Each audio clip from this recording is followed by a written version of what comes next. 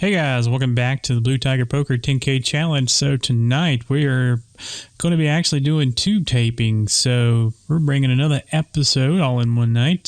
First time we've actually done that for you. So hopefully it's going to end up being really good.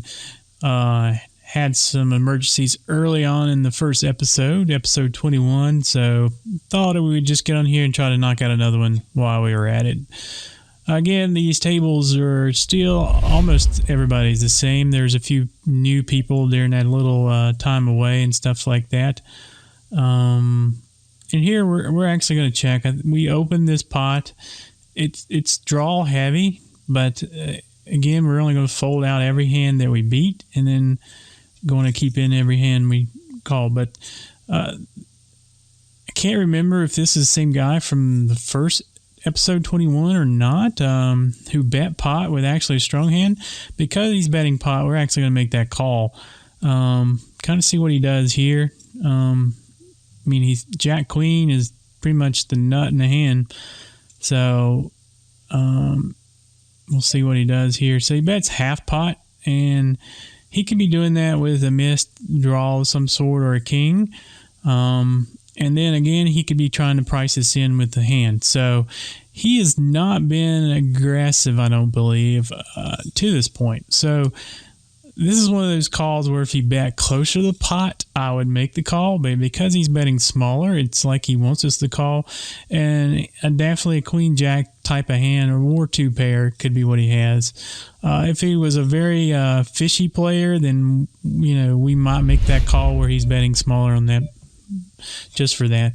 And over here on this table, we played a few hands trying to get everything back set up audio wise. And player 3 has been calling us a lot because we outplayed him in a hand, and he thinks we just actually outflopped him. We made a nice catch. So he's been doing that. And of course, we're going to be 3-betting our other hand here against this guy who we just played a pot with. So here, this guy bet closer to the pot, and he's been super aggressive. So we're going to flat here and see if we pick up anything better. So the diamond comes. We can play this two ways. We can lead into him, or we can basically check raise him, and either play is good. But I think I'm going to lead more towards him as betting closer to the half pot here with the diamond draw and the straight draw that might have come in on that hand. So being interesting to see what he does. He raised us, he min raised us up. So thing is, we got to name our price of what we were going to try to do in the hand, and that's pretty much it. But again, he's been playing at us a lot.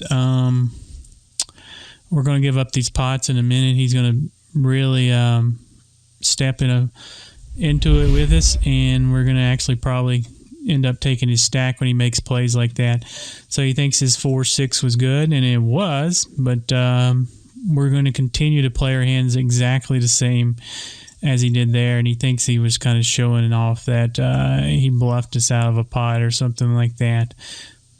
Who really knows his train of thought? I think he was pissed off a little earlier that we outplayed him in a hand, so he's probably just trying to get bragging rights back too.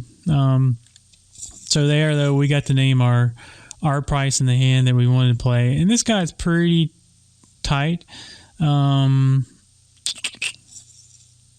he's playing out of position. So his calling range can be pairs and small connectors, so those we're probably going to get him to fold out here, and anything else he's either going to raise us or fold right here. So we're looking to maybe try to pick up this pot right here, and get him to fold out maybe a smaller pocket pair or something like that, which we did accomplish. And if he raises, we just know what he's defined his hand range, and there's not nothing. Even if the diamond came, there's not much we can do at that point.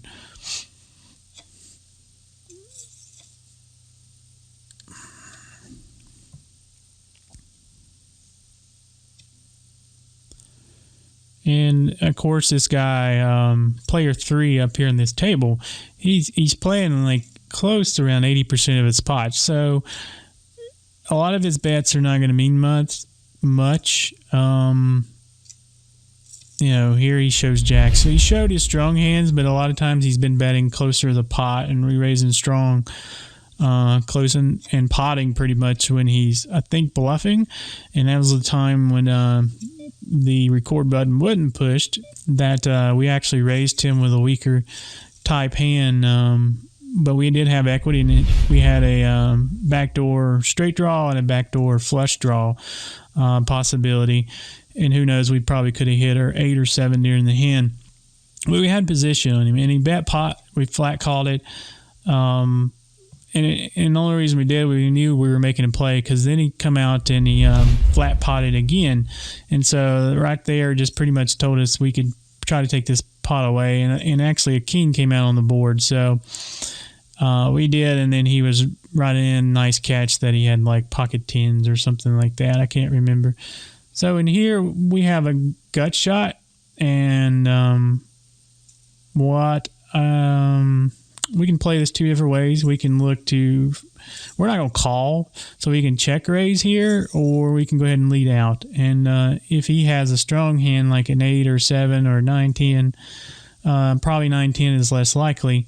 But I'm looking to more check raise in this position against him, and we do have the backdoor heart draw. So, and here we're kind of representing 2 pair thing. So, you know, he may not give up. And anytime we do that type of play, we got to bet again. So if he has the stone cold nuts here, he's probably just going to flat call us. We'll kind of see, but he is a little bit on the passive side. So when you got those type of players, by putting pressure like that on them, you do get them to fold out more often than you will like the loose maniac type of player. Like player 3 over here would never folded like that. Even if he had like probably 3rd pair on that board, or even like pocket 5s or something in the hole, he's not going to fold because he just wants to make a statement if he caught us bluffing or something. But again, he says, well, you know, I guess their train of thought is, well, if I hit a 5, I got a set, so I'll probably beat him there. And not even thinking, oh, well, you're representing the straight at that point in the hand, or stronger. But, you know, player 6 up here is somebody who's going to think through that, so we can actually make those type of plays against this player versus player 3 over here on the top table. And we look at that hand, you know, kind of going back to it, you can, like I said, we're not going to just check call there. You're just wasting, burning money. I mean, you're really hoping that a 10 comes in on that board, or another heart, and then you're taking the hand on them. You know, if I had position, I don't mind. You know, I could see that play a little bit of the time. I mean, that's less than probably 20% of the time I'd ever make that play. A lot of times, if he bets, I'm going to raise, or, you know, we can look to float and see what he does on the turn. But when you're out of position to him, you just can't. I mean, you're either going to go ahead and lead out in this pot, and you're going to fire again, double barrel probably. And depending on what the river card was, you might even triple barrel there. And if, you know, that time, if he had this straight at that point, then, you know, it's just one of those hands where you're, you know, it's part of his range that you factored into the whole thing, but you're hoping he doesn't have it. But again, if this guy probably calls 2 streets, I'm probably shutting down. I'm not firing that 3rd barrel on the river at him. So player 1 here is well, it ain't no probably about it. It is the loosest and probably going to pay off the best at the table, and player 4 is. So hopefully we're just hoping to get it to there, but we're definitely, because we're going to play his heads up. We are out of position to this guy. I still like the hand playing him heads up with. And sometimes I'll raise these type of hands. Now the thing is either he checked an ace here or he didn't, and we'll kind of find out probably if he flat calls here. Now, fortunately, if he has like the king of clubs or queen of clubs, and here's our pal over here, we don't want to inflate the hand as much. So, unfortunately, the club came in. So he had pocket 8s. So, and there's his club. Really don't, you know, again, that call there is kind of weird. I mean, you're kind of hoping they hit an 8. or you're not believing that I had an ace or something like that. So, and then when the other club comes off, even though it gives us 2 pair, there's not much we can do there. So again, this guy has been very aggressive, open larger. If I probably had Jack 10 here, definitely would have called there. But pocket sevens, it's just, there's still a lot of cards that we're going to see that comes out. And he's already tried to make the hero call against us a few times, and we're just going to burn money there. And really, what are we looking to hit? The 7 is about the only thing, but then, if you put Jack 9 in his hand, we hit the 7, and he has a straight draw at that time, so he's probably going to call again. At that point, he's not going to go away on the turn, so he still has some outs to maybe win the hand. So that type of board, if it was a lower board, we wouldn't care as much. So probably see him on the flush draw here, which we did, and he got lucky and hit it. So good for him that he's piling up money, because I believe player 6 was playing a tight game up there. But we want him to continue playing that type of style, and because he's been calling larger bets out of position, we're going to make him larger. Just because. I mean, he didn't call it there, but that's fine. But when we have better hands, we're going to be betting them larger on him, because he's not going to factor in that. If he's going to call, he's going to call. Now, unless we made it probably 8, he probably wouldn't call there, but calling 3 and 450 to him is no different. So now here we got ourselves, if somebody calls, then we can make this call. But because it's, if player 3 called, we definitely would call. But this guy's stack sizing, and then, we're out of position. So, and again, the only thing we can really hope, the whole deck pretty much kills our hand when it flops out. And so unless we hit a 2 of some sort, or flop 3, 4, 5, or ace 3, 4, something like that, and not much force really to go after. And the other thing is, some people will say, well, why didn't you just flat call there? Well, again, you're looking at stack sizes. So even if we hit the amount of money we're going to put into that pot, we're not going to get paid off enough in the long run based on that stack size to make it a profitable play in the long run. If you run that hand out over and over and over and over again, it's basically going to cost you more money to win his, $60 at the time. Now, if he was sitting at 100, you might decide to just flat call, but again, it's unprofitable to call out of position like that. And really nothing here. If these guys bets, you got the flush draw in, you got the, overs to us. We're not getting tricky, especially against player 3. He's just going to be, I guess you can call the sheriff of the table or whatever. He's just going to look you up so light it's going to be ridiculous. So, or you can have I don't know, five of diamonds and decide that he's going to play something there, like maybe 10, 5 of diamonds. And then down here, it's pretty standard with our pocket 10s, what to do there. We're getting over to the 2 loose guys at the table, so, we're definitely getting them heads up if they call. And then this guy min-raising, that's just funny. We're definitely just going to call. We're not going to get too crazy at the hand. Because if he has a stronger hand, we'll probably go ahead and fire off here and see what happens. But if he has aces or kings, we're going to see some heavy raising probably going on. And if he flopped like a set of 9s or something like that,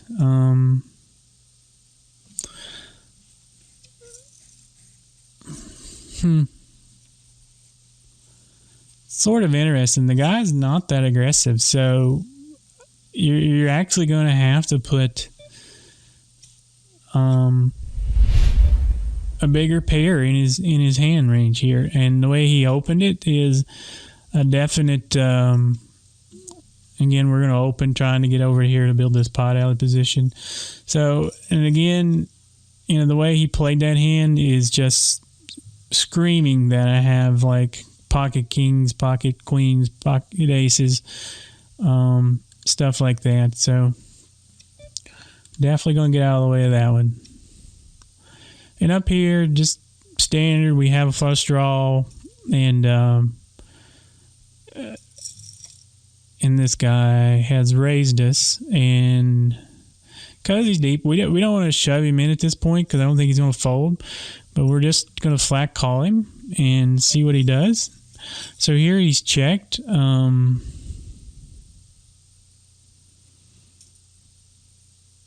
Quite interested. Now the thing is this guy's not aggressive either. So is he looking to check raises twice? So we're definitely going to call. And then if he was on the flush draw, we're going to hope he missed. So he actually had ace jack. So kind of odd, I guess. I guess because he's so passive, once his top pair was not top pair anymore, he just decided he was not good in the hand. So, but if he would have bet there on the river, something about half pot or less, we would have made that call. Just because he's so passive, if he bet pot, it would pretty much told me he's probably got a set of some sort. But, yeah, we don't win them all, so looking to hopefully get a couple of these somewhere so you guys can see us make a roll up online. I think it's been a while since we actually had an episode where we actually crushed the tables live while we were recording. So again, the tables here are just, there's a couple of fish, and times we've been involved with the fish. It's just unfortunate. I think the last episode we were taping earlier tonight, we had Jack 10 and had flopped a set of jacks. Know that I called. Pretty much put him, his hand's pretty readable. He's either calling with I think it was Jack 9. He's either calling with the open-ended straight draw probably, or he has a jack of some sort, or he has his crushed with a set of nines with a full boat.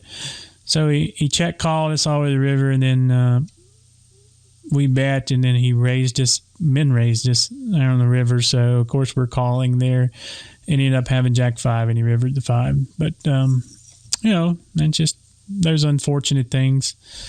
Interesting down here, we have bet, then I shove all in from a non-aggressive guy. A lot of non-aggressive people. A lot of just call. So, I mean, I guess you can put him on a set of some sort, or maybe playing suited connector. He flopped straight. When they're not that aggressive, it's either a set or flop straight of some sort. I really hadn't been getting many cards tonight either. So, last few sessions I played, I guess it was probably a good thing. I was talking about in the last episode, we recorded a couple of last for leak and edited the first one. Everything went fine, got it posted up. And then, this guy calls too. So here we flopped the big blind special. And so our buddy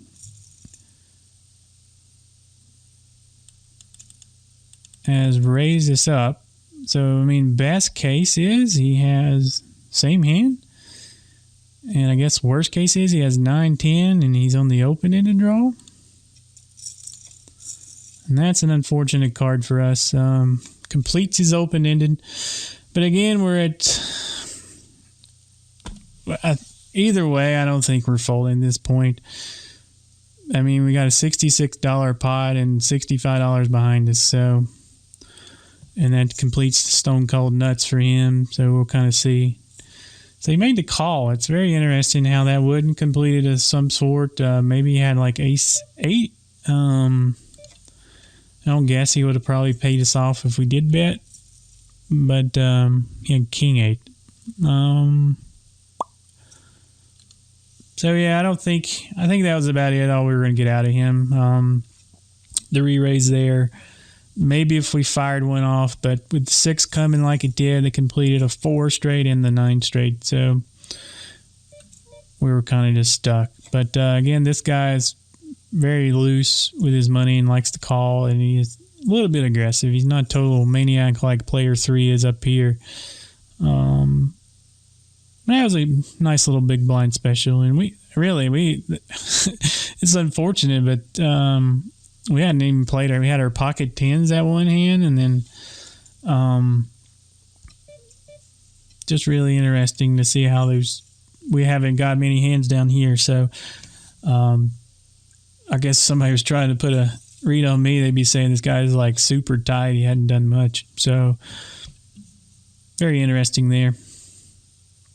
So we did get a little money out of him. Probably, I think, while we were up 150-ish, something like that on this table. And then we went down somewhat. But with player 3 still setting here, it's only a matter of time before we really get involved in a hand to where we're going to be able to get some money out of him. He's just one of those guys where he's just eventually, I think if you shoved all in on something very silly, and then he would just get to him that he makes the call either way. And we're hoping to be the recipient of that when he does try to make the hero call. And so this table, again, really not much has changed. We have player 1, who's pretty much going to be the guy who gives away the money at the table. Player 6, he's pretty solid. And player 4 is a loose one. So player 3 hadn't really done much, and then player 2 hadn't done much either. So we're going to definitely open up some of these hands here. We know that player 3 calls a lot on the button, so thing is, we're going to be out of position to him this time.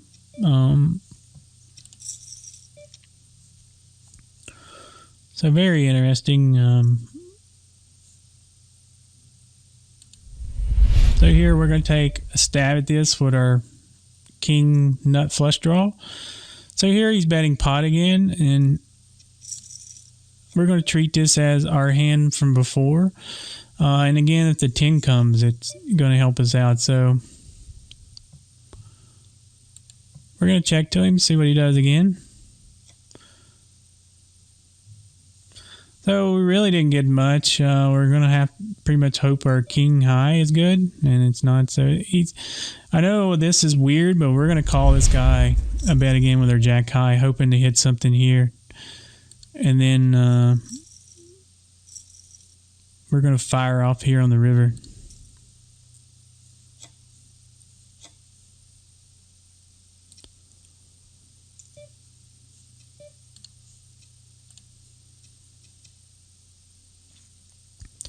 And we were really looking for a spade, maybe for us to hit a 9 or a jack.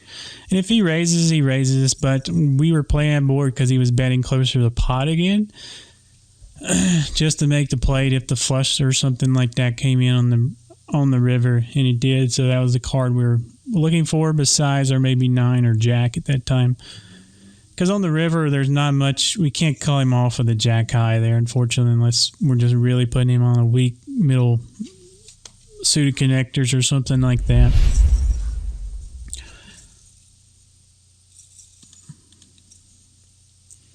So let's see if we can get to that. Did that hand go to showdown? No. Bovada is tricky like that. They if you don't get to the thing very quickly, they and on this board we're definitely going to be betting.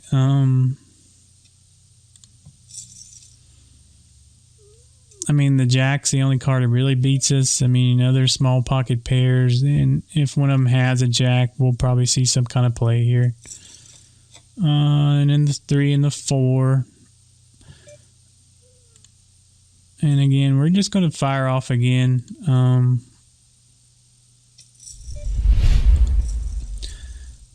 You know, if he has any type of hand of ace, queen, I don't think he probably has an ace queen, but there'd be a lot of hands there that he's going to be looking, probably any ace, like, I don't know, ace 3, ace, anything like ace 9, ace 10, they'll probably call. This guy's been, like I said, he's very fishy, calls a lot of stuff that just would amaze you a lot of times. But so in here, we're just going to take our option with our 5-6, and just because we knew we were going to flop it, right?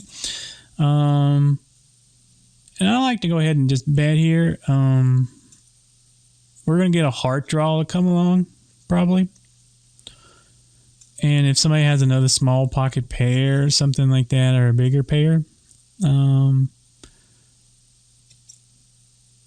they'll probably call, and it's just one of those hands. I mean, really, what are we kind of waiting for everybody? We're hoping that, somebody has like maybe pocket eights or something like that. Probably not with the being a dollar getting in there. So we're really probably not getting anything out of that hand. The only thing you can hope for is if somebody, you check and then somebody hits like a 9 or something like that, and they were playing like 9-10 or some weekend.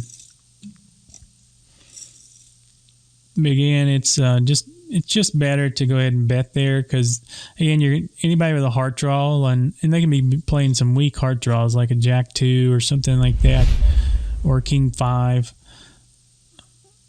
and so they're going to probably call, and so we're going to bet on the larger side. And here we got our two favorite guys, so we're just going to try to get player 2 out of the way, and then try to play 3 and 4, and make our decisions from there. I don't see why player 4 would have limped a dollar and folded to a raise of 3 more for a $12 pot. And this board is all over them in their calling range, and so we're going to check here. Nothing to really, we're not going to get them out of the way. They're two crazy idiots. That board plays in their hands very strong. There's just nothing we can really do. And player 3, I mean, he bets $2, but again, it's going to be interesting to see. But, we're not even calling his $2 bet there. But, player 4, the way the hand play out, he might have flopped something pretty strong on that. We're going to raise here, seeing if we can get player 4 heads up over here. And then we're probably going to call it quits on this episode of the 10K challenge after we play this hand. Unless we get something up there, we might have to stretch it a little bit more, but we're running close to that 30-minute mark right now. They're going to drag this thing out. So we flop 2 pair. Of course, ace 10 beats us. The diamond draw is there. There is the diamond draw as we talk. Again, we're just going to check. Not much. And if he bets here, we'll probably make the call. Because there's not, if he bets his king thinking king 7s, we got him beat with a Jack 10. So, all right, guys, that's it for this episode of the 10K challenge. So until next time, good luck at the tables.